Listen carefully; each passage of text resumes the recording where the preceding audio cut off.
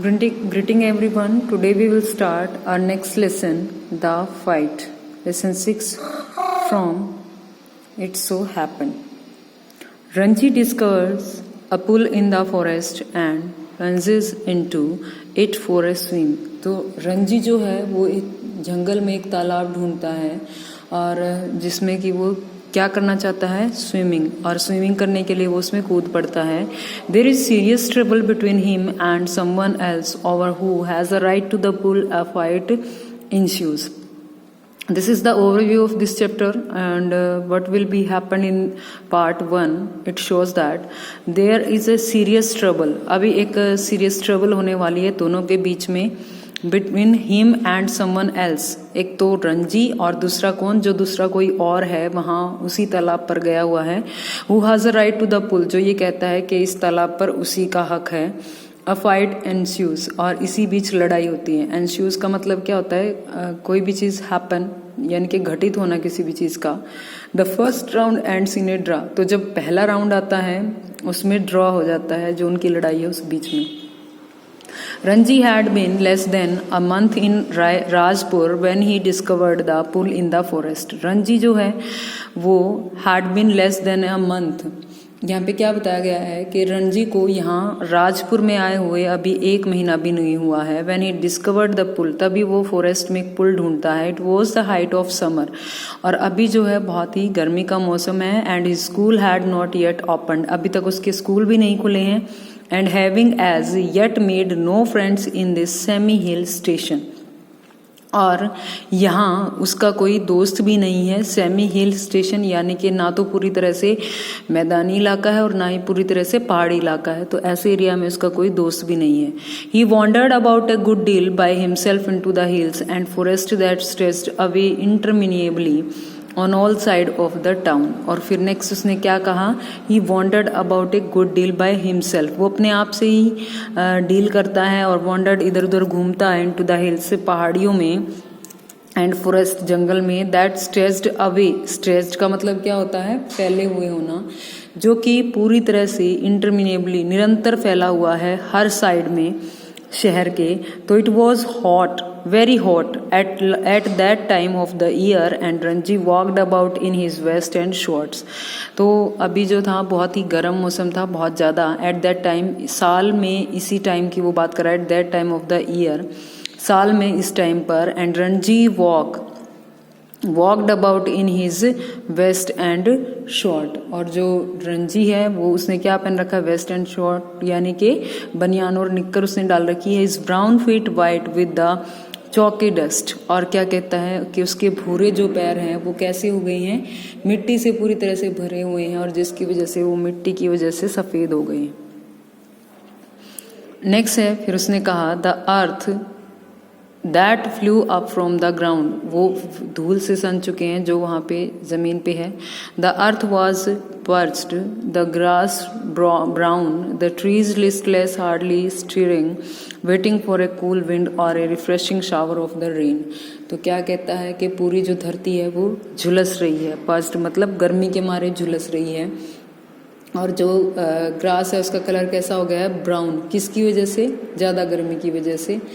और पेड़ जो हैं वो बिल्कुल ऐसे लाइफलेस से लग रहे हैं, लिस्टलेस, जिनमें जैसे जीवन ही नहीं है, सब सूखा हुआ है. हार्डली स्टीयरिंग, और जो स्टीयर का मतलब क्या होता है, हिलना, तो जो कि बिल्कुल बहुत ही कम हिलते हुए दिखाई दे रहे हैं.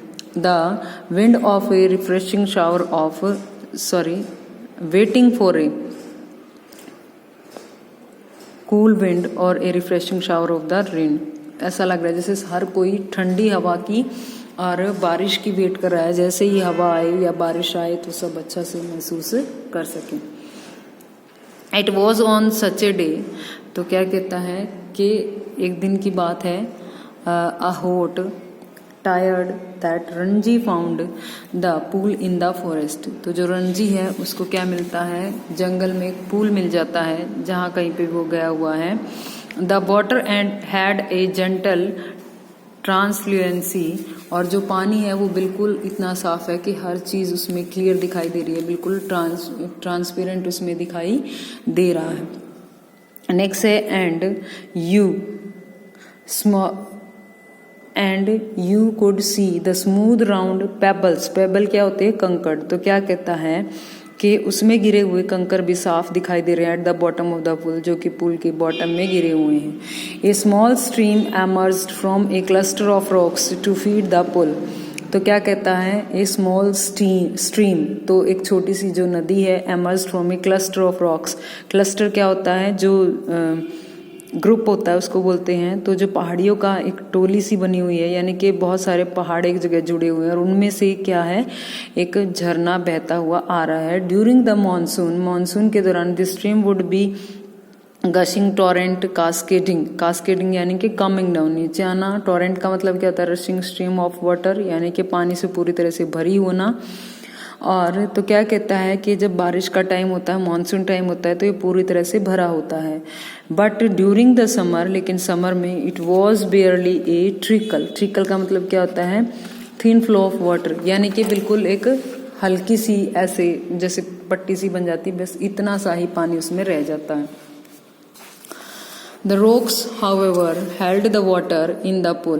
तो क्या कहता है कि द रॉक्स, वो जो पहाड़ी है, हालांकि held the water in the pool, वो पूरा जो पानी है उसका पुल में आता है एंड उस तालाब में आता है। And it didn't dry up like the pools in the plains, और वो उनकी तरह से सूख नहीं जाता है जैसे जो मैदानी इलाकों में तालाब होते हैं उनकी तरह। वे Ranji saw the pool he did not hesitate to get into it.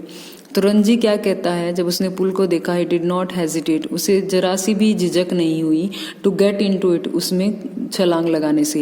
He had often gone swimming, वो जल्दी से स्विमिंग के लिए चला गया। अलोन और विद फ्रेंड्स, अकेला भी और अपने दोस्तों के साथ भी, तो उसे स्विमिंग में कोई भी प्रॉब्लम नहीं है, क्योंकि वो क्या है, ऑफन गोन, हमेशा वो स्विमिंग के लिए जाता है। When he had lived with his parents in a thirsty town in the middle of the Rajputana desert, तो जब वो कहाँ रहता था, अपने पेरेंट्स के साथ, थ्रस्टी यानी कि जहाँ पे पानी की कमी है, ऐसे टाउन में रहता है, राजपुताना डेजर्ट में, उसके मिड में रहता है, तब भी वो ऐसा ही करता है। There he had known only sticky muddy pools where buffaloes wallowed and women washed clothes. तो क्या कहता है, he had known only sticky, वो सिर्फ स्टिकी क्या होता है, चिपचिपा, और मडी क्या, जो कीचड़ से भरे हुए तालाब हैं। वैन बफेलो, जहाँ पर जो भैंसें हैं, वेलोड एंड वुमेन वॉश, वहाँ पे वो तैरती रहती हैं और वुमेन कपड़े धोती हैं। He had never seen a pool like this, उसने इस तरह का कभी भी पुल नहीं देखा था। So clean, cold and inviting, जो कि साफ सुथरा और उसे इन्वाइट कर रहा था। He leapt into the water, his limbs were supple, free of any fat, and his dark body glistened in patches of sunlit water. तो यहाँ पे नेक्स्ट अब उसने क्या कहा कि जो पानी था वो पूरी तरह से साफ था, तो ऐसा उसके बारे में वो क्या कह रहा है कि उसने तालाब में तभी क्या थी, छलांग लगा दी। और फिर लेफ्ट का मतलब होता है गोद में, तो वो पानी की गोद में जा बैठे, यानी कि उसमें वो कूद गया। हिज लिम्स वर सपल, और उसकी जो लिम्स है वो कैसी हैं, सपल का मतलब क्या होता है, जो लचीली सी होती हैं। तो उसने कहा कि जो उसकी लिम्स है वो फ्लेक्सिबल सी हैं। और नेक्स्ट उसने कहा कि फ्री ऑफ एनी फैट, जिसमें किसी तरह का भी कोई फैट नहीं है। एंड हिज डार्क बॉडी ग्लिस्टन, और उसकी जो बॉडी है वो जो डार्क है, वो सांवला सा शरीर धूप की वजह से क्या हो रहा है, चमक रहा है। ग्लिस्टन का मतलब क्या होता है, चमकना। The next day he came again to quench his body into the pool, तो अगले दिन फिर अपने, क्वेंच क्या होता है, प्यास बुझाना, अपने शरीर की प्यास बुझाने के लिए, यानी कि गर्मी को दूर करने के लिए फिर से वो उसी तालाब में जाता है। In waters of the forest pool, उस जंगल वाले तालाब में। He was there for almost an hour sliding in and out of the limpid green water or lying stretched out on the smooth yellow rocks in the shades of broad-leaved sal tree. तो ही was there, वो वहाँ लगभग आधे घंटे तक slide करता रहा, उसमें वो छलांग लगाता रहा। इन एंड आउट, कभी अंदर कभी बाहर। ऑफ द लिम्पिड ग्रीन वाटर, वो जो ग्रीन वाटर है वो उस पानी में, यानी कि उस साफ पानी में वो क्या कर रहा है, बार बार कभी बाहर कभी अंदर जा रहा है। और नेक्स्ट फिर उसने क्या कहा, और लेइंग स्ट्रेस्ड आउट, और फिर क्या करता है, लेट जाता है फैल करके, कहा स्मूथ येलो रॉक्स, वो जो येलो रॉक्स हैं, in the shade of broad leaved sal tree, जो साल के बड़े बड़े वृक्ष हैं उनके नीचे वो जा करके लेट जाता है। इट वॉज वाइल ही ले दस that he noticed another boy standing a little distance away, लेकिन फिर कुछ ही बाद उसे क्या महसूस होता है, उसे नोटिस करता है वो कि उससे थोड़ी ही दूरी पर उसी की उम्र के जैसा एक और लड़का उससे कुछ ही डिस्टेंस पर खड़ा हुआ है।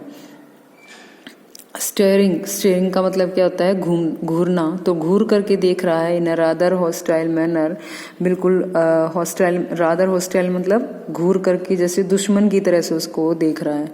The other boy was little older than Ranji, वो उससे थोड़ा सा बड़ा है, टॉलर लंबा है, थिकेस्ट पतला है, विद अ ब्रॉड नोज जिसकी बड़ी सी नाक है, एंड थिक रेड लिप्स, बड़ी सी चौड़ी सी नाक है और उसके रेड लिप्स है। He had only just noticed Ranji, उसने सिर्फ रंजी को नोटिस किया, and when Ranji did not say anything, Ranji ने कुछ नहीं कहा। The other called out what are you doing here mister, तो उसने क्या कहा, तुम यहाँ पे क्या कर रहे हो।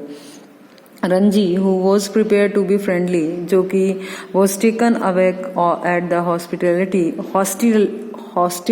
of the, hostility का मतलब क्या होता है, enmity, ill behavior of the others tone. तो जो रंजी है who was prepared to be friendly, जो कि फ्रेंडली बनने के लिए तैयार था, was taken aback at, तो वो अपनी जो टोन है उसमें ये जो इस तरह का दुश्मनी का भाव है उसे थोड़ा सा पीछे करता है, वो मतलब इस तरह से इसको नहीं देख रहा है। आई एम स्विमिंग, मैं यहाँ तैर रहा हूँ। ही रिप्लाइड, उसने आंसर दिया, why don't you join me, तुम मुझे ज्वाइन क्यों नहीं करते। आई ऑलवेज स्विम अलोन, तो वो लड़का क्या कहता है, मैं हमेशा अकेला ही तैरता हूँ। दिस इज माई पूल, ये मेरा पुल है। I did not invite you there, मैंने तुम्हें यहाँ पर नहीं बुलाया। The stranger strode up to Ranji who still sat at the rock, तो जो स्ट्रेंजर है, वो जो अभी दूसरा लड़का आया है, वो क्या करता है, स्टोर्ड अप टू रंजी, तो वो रंजी की तरफ ऐसे बिल्कुल अकड़ करके ऐसे बोलता है और उसे कह रहा है कि ये जो है वो मेरा पुल है और मैंने तुम्हें इनवाइट यहाँ पर नहीं किया है। और स्टोर्ड अप यानी कि जब लंबे लंबे कदम भरता हुआ वो उसकी तरफ आता है। वो still set on the rock, और जो कि पहले से उस रॉक पर बैठा है। And planting his broad feet firmly on the sand said though this would settle the matter once and all, तो क्या कहा, वो रंजी के पास गया जो कि अभी भी उस चट्टान पर बैठा हुआ था और अपने चौड़े पैरों से जो रेत है उस पर जैसे वो पैरों को दबा करके गड़ा करके अकड़ करके वो खड़ा हुआ है। तो ऐसे ही बोलता है, उसने क्या बोला कि जैसे कि वो ये जो चीजें हैं ना, एज दो this world settle the matter, इस तरह के मैटर को वो मिनटों में निपटा देता है, ऐसा उसने कहा। Don't you know I am a warrior, तुम नहीं जानते कि मैं एक योद्धा हूँ। I do not take replies from villagers like you, और मैं तुम्हारे जैसों को, इस तरह गवार को, इस तरह का कोई भी जो है वो इस तरह की बातें नहीं करता, उनसे मैं बात नहीं करता। आई एम अ फाइटर, मैं क्या हूँ, एक लड़ाका हूँ। आई एम अ वॉरियर, मैं एक योद्धा हूँ। आई एम अ फाइटर, वैसा बार बार बोल रहा है। दे हैड रिच्ड एन इम्पेस, तो क्या कहता है कि अभी वो दोनों, अभी जब सिचुएशन ऐसी है कि वो इम्पेस का मतलब क्या होता है, यानी कि लड़ाई तक। Also pronounced impasse, dead lock, place और position from which there is no out, यानी कि लड़ाई का पूरी तरह से माहौल बन गया है जिससे बाहर नहीं निकला जा सकता। One had said he was a warrior, वो एक वॉरियर है। The other had proclaimed himself a fighter, और दूसरा अपने आप को क्या बोलता है, fighter. There was little else that could be said, दोनों के बीच में जरा सा ही अंतर है, ये जो कुछ भी कहा जा रहा है। तो नेक्स्ट फिर उसने क्या कहा कि I am, there was, you understand that I am a warrior, तुम जानते हो, समझते हो कि मैं एक वॉरियर हूँ। सेड द स्ट्रेंजर, स्ट्रेंजर ने कहा। Feeling that perhaps this information had not penetrated Ranji had, तो अब उसने क्या कहा, जब उसने ऐसा कहा तो उसने कहा कि तुम जानते हो ना कि मैं एक वॉरियर हूँ। स्ट्रेंजर ने ऐसा कहा, उस अजनबी ने ऐसा कहा, जैसे कि वो इससे बार बार feeling that perhaps the information, कि वो जो इन्फॉर्मेशन उसको बार बार दे रहा है जैसे वो उसके दिमाग में नहीं घुस रही है। I am waiting to see you do it, said Ranji. तो रंजी ने क्या कहा कि मैं तुम्हारा वेट कर रहा हूँ, मैं ये इस तरह की बातें तुम कब तक कहते रहोगे। तो ऐसा कह रहा है कि मैं उसके लिए तुम्हारी वेट कर रहा हूँ। नेक्स्ट उसने क्या कहा कि